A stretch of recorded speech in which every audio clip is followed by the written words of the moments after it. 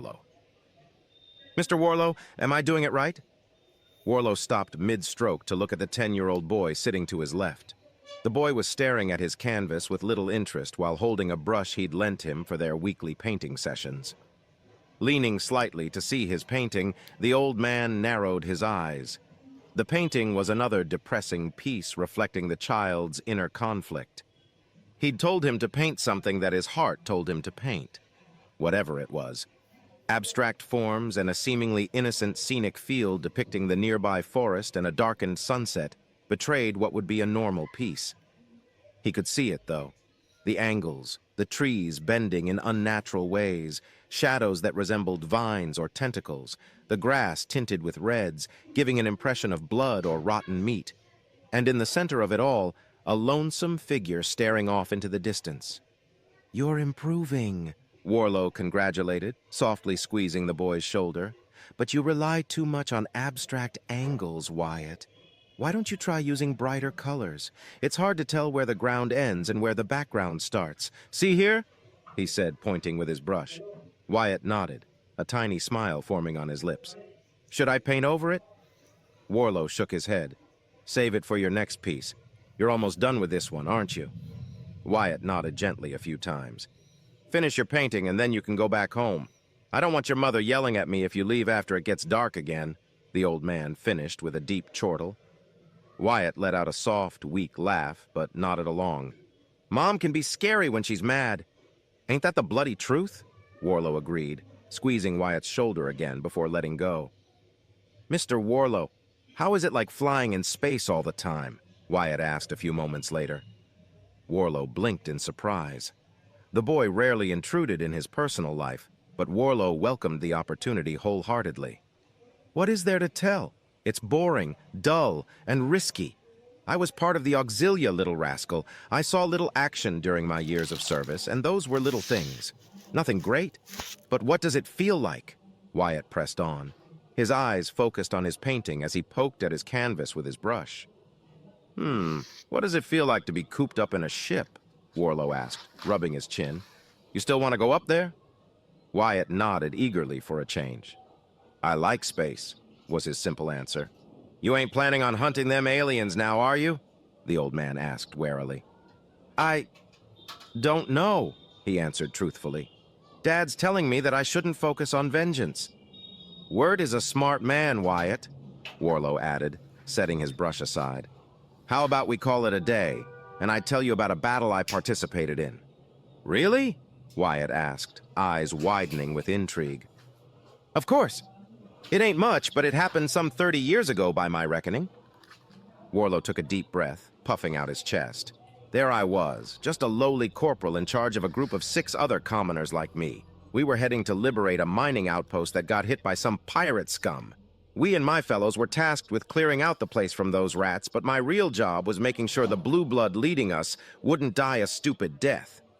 Worlo paused for a moment, seeing Wyatt paying him close attention. "The ride was a bumpy one. Shuttles aren't always well kept in the Third Fleet. I nearly needed a new set of underwear by the time we landed." Dramatically, he picked up his cane, using it as a rifle. Bang, bang, bang! The gravity was low on that moon we landed and immediately began firing when the doors opened. Every step I took was like a small jump and the recoil nearly sent me on my ass a couple of times, he exclaimed, and Wyatt laughed. Smiling, he continued, "We charged forth, with me leading the charge. I got hit twice, but my cheap shield saved my life. Behind me was the blue blood shouting orders, demanding to get to the pirates faster for him to claim victory," he spat. "We obeyed, of course. We pushed and pushed until we made it into the outpost itself. I dropped my rifle and used my plasma sword." The old man stood up, wielding his cane as a sword now. "I stabbed one pirate in the gut, then I stabbed another, and another. We had poor equipment, but the pirates had worse. Want to know what the blue blood did?" Wyatt nodded. "The fool moved past our position, demanding to duel their leader. They shot at him and nearly killed the blue blood. I got a nice reminder out of it," he exclaimed, pulling his shirt aside to reveal an old scar on his left shoulder. "The blue blood was mad proper then. He called the pirates every name under the sky and more. It hurt, but I never laughed so hard in my life before." "Nobles are dumb?" Wyatt asked innocently. "Very dumb. Most of them anyway." Worlo set down his cane. Another blue blood beat ours to the leader and claimed victory. He was mad at us now for not doing it quicker, but we did it. We won. We took the outpost back and beat the pirates off. Wyatt lowered his head slightly, then looked up at Worlo again. Did that noble punish you, Mr. Worlo? He tried to. He told lies, but other nobles saw him, and the recordings showed he was as dumb as a clixel in a hole, Worlo replied. Like Serhangimor, Wyatt said, his eyes flashing with hatred as his teeth clenched slightly. Aye, like Serhangimor, Worlo said softly. Getting to a knee, he grabbed Wyatt's shoulders tightly yet gently. Do you still want to go up there, to the void? Yes, Wyatt answered, determined. Then promise me one thing, Wyatt. Promise me that if you don't become a pilot like you want, you won't join the Auxilia. It ain't worth it just to see the stars. Many join the Auxilia because they have no talent and see it as an easy way to get a pension. We see little action, and when we do, they aren't usually for big conflicts. At least, not the dead man's fleet. If you want to go to the void but fail in the academy, become a merchant or join a mining guild. But I want to kill Drazan, all of them. And Serhan, Wyatt said, but Worlo brought him in, hugging him softly. Your life ain't worth hunting those freakish aliens, son. They did terrible things, the aliens and that blue blood. But you deserve to live a good life. Never try to hunt them down. It just ain't worth it. Trust me. I know from experience how that feels. It'll ruin you. Ending the hug, he stared into Wyatt's brown eyes. And don't speak ill of other nobles. You can hate them, call them names, and wish the worst upon them in here, he said, tapping his forehead. They can't touch you there. Don't give the blue bloods a reason to punish you. Lower your head always, but hate them. Hate them from where they can't touch you. But Serhangimor? Wyatt tried to protest, eyes watering.